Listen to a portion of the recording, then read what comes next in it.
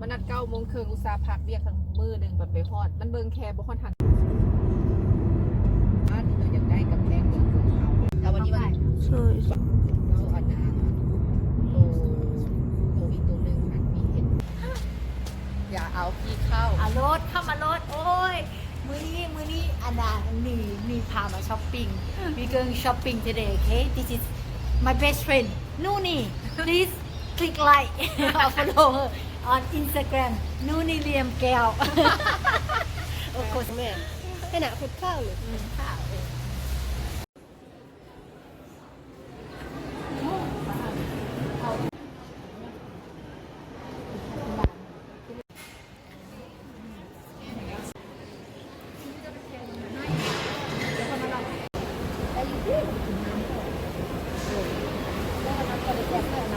เราจะได้มีเรื่องแห่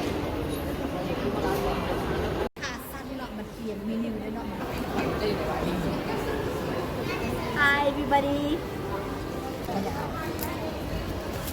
มิวที เราไปใส่ โอ้ในห้องจุลี่นี่นะในห้องจอม thank you Hi today I'm gonna take you to have Japanese food okay อือฮึ sushi okay คุณชายมื่อนั้นมากินนี่หว่าโบตี้ sushi ไม่อย่างอันนี้ We're gonna have sushi salmon okay Japanese food welcome to Japanese restaurant เขาก็ช่วยใจ เว้ยวิดีโอ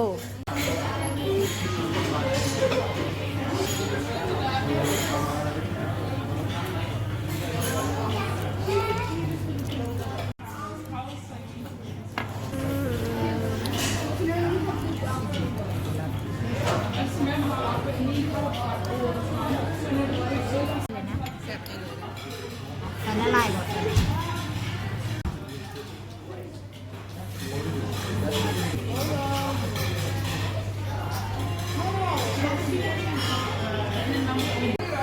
กินซูชิแล้วทำที่ไทยJapanese restaurant sushi it's very nice ไข่ปลา มากิ้วเด็กมากิ้วบินนี่เป็นหมู วากิวโค มากิ้วปลอก ไข่ปลา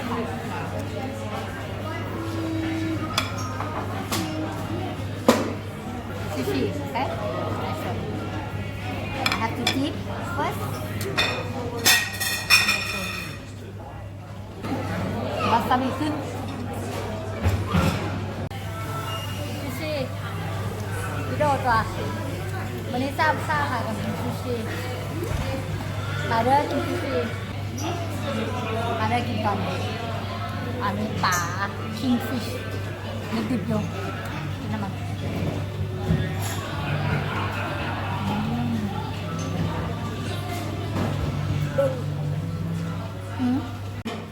ทำไมหน้าใหญ่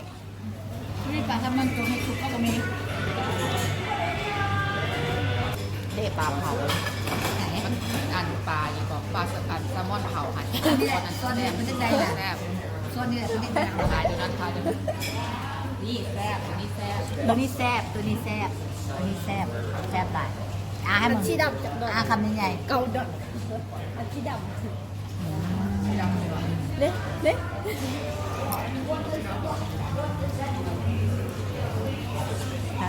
หายไปเลยพร้อมขายดีนะเอาตัว เบอ นี้ ร์กจอมกินผู้เดียว ตัวใด เดี๋ยวกินทั้งหมด ตัวนี้มันไม่เอา มีแต่ไอ้จอมกินมีแต่ค่อยกินคนนี้นะโอเคพวกอื่นมากินพวกอื่นมายอมกินแค่จะยันคุยกิน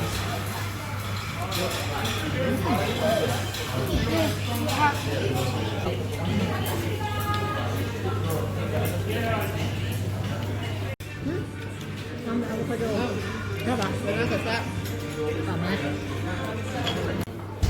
เขาลืมใส่ว่ะ จุลีตั้งจุลีนี่นะ อ้าวเนื้อโอ้ยกินไหม เอากินได้นี่นะถ้าจะทานแต่ค่อยกินก็จะกินให้มึง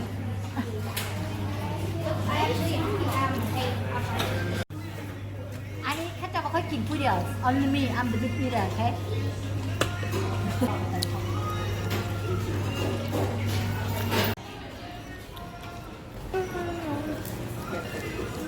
ทำไมย่านกล้องอ่ะ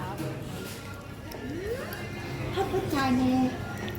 วันนี้เข้ามาละลายสับ ซึ่งหลอกดาว6 เดือนถึงก็ตาย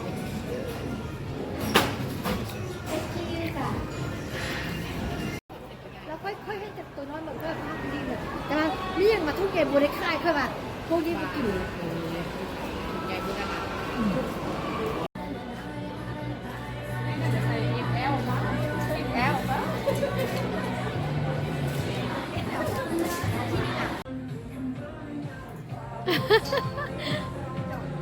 It's Julie shopping, okay?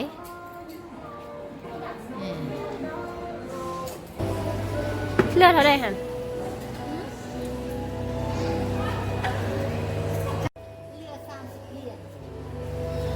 ปัจจุบันเขาซื้อสินใส่งานแสงเกิด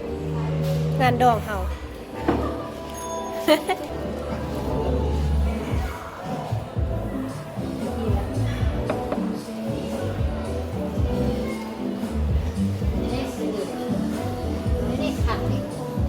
Last one, last one. งามเลย Size 7.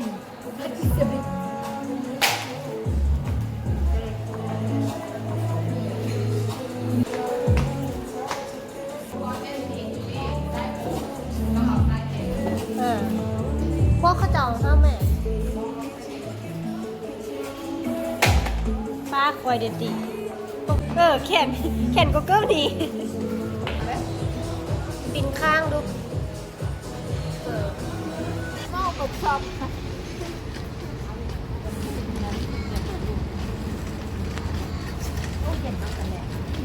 Hi everybody, look at what we got. Everything on sale. We broke today.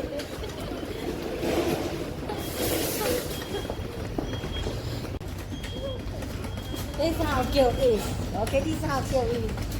Okay, shopping.